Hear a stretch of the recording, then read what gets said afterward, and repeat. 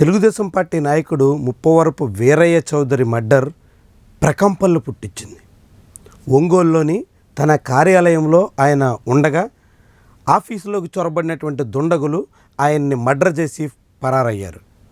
మాజీ ఎంపీపీగా సంతనూతలపాడు పార్టీలో కీలకమైనటువంటి నేతగా వీరయ్య చౌదరికి గుర్తింపు ఉంది. తెలుగుదేశం పార్టీలో యువ నేతగా అనేక రకాల కార్యక్రమాలకి ఆయన ముందంజలో ఉండేటివాళ్ళు. అలాంటి నాయకుడిని హత్య చేసి నిందితులు పరారు కావడంతో చాలా పెద్ద సంచలనంగా మారింది. తెలుగుదేశం పార్టీ నాయకత్వంలోనే ప్రభుత్వం అధికారంలో ఉండగా తెలుగుదేశం పార్టీ నాయకుడిని హత్య చేసిన దాని మీద అనేక రకాల అనుమానాలు వ్యక్తమయ్యాయి.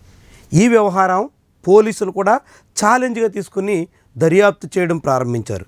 ఇప్పటికే ఈ వీరయ్య చౌదరి అంత్యక్రియల్లో కూడా స్వయంగా ముఖ్యమంత్రి నారా చంద్రబాబు నాయుడు పాల్గొన్నారు. విదేశాల్లో పుట్టినరోజు వేడుకలు జరుపుకుని నేరుగా ఢిల్లీ వచ్చి కేంద్రంలో కొంతమంది మంత్రుల్ని కలిసిన తర్వాత ఆయన నేరుగా వీరయ్య చౌదరి అంత్యక్రియలకు హాజరు కావడం అన్నది వీరయ్య చౌదరి మర్డర్ చుట్టూ జరిగినటువంటి చర్చ ఎంత తీవ్ర స్థాయిలో ఉందో చాటుతోంది.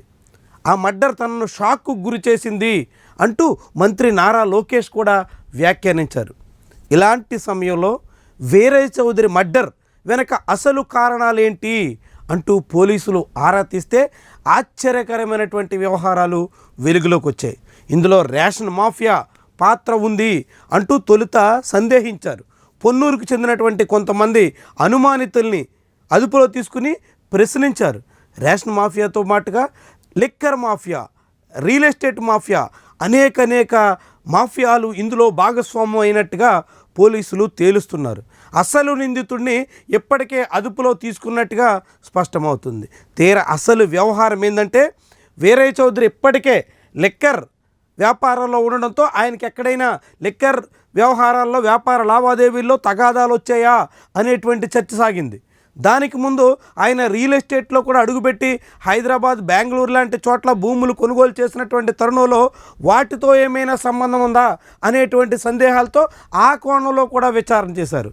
ఆఖరికి తేలింది ఏంటంటే చివరికి ఆయన సొంత గ్రామంలోనే, అమ్మనబ్రోలు గ్రామంలోనే ఆయన ప్రత్యర్థులు, సొంత కులానికే చెందినటువంటి కమ్మ కులస్తులే ఈ మర్డర్కి ప్లాన్ చేసినట్టుగా ఇప్పుడు చాలామందే భావిస్తున్నారు.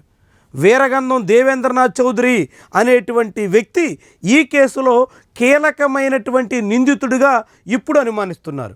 ఈ వ్యవహారం వెలుగులోకి వచ్చినప్పుడు వీరయ్య చౌదరి మర్డర్ చుట్టూ వైఎస్ఆర్సీపీ నేతల పాత్ర ఉంది అంటూ కథనాలు వచ్చాయి. వైఎస్ఆర్సీపీ వాళ్లే వీరయ్య చౌదరిని అడ్డు తొలగించేదానికోసం మర్డర్ చేశారు అంటూ అనుమానాలు వ్యక్తమయ్యాయి. ఆ కోణంలో కూడా రాజకీయ విభేదాలు ఏమైనా కారణంగా ఉన్నాయా అన్న అంశాన్ని కూడా పోలీసులు పరిశీలించిన తర్వాత ఆఖరికి సొంత గ్రామంలో ఆ వీరయ్య చౌదరి బాధితులే ఆ వీరయ్య చౌదరికి వ్యతిరేకంగా గుంపుగా ఈ వ్యవహారానికి పూనుకున్నట్టుగా భావిస్తున్నారు.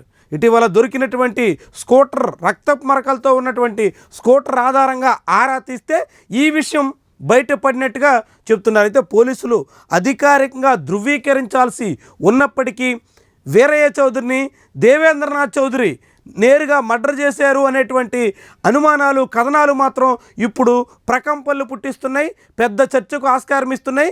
ఈ ఉదంతాన్ని వైఎస్ఆర్సీపీ చుట్టూ తిప్పాలనుకున్నటువంటి తెలుగుదేశం పార్టీకి పెద్ద ఎదురు దెబ్బగా కనిపిస్తుంది.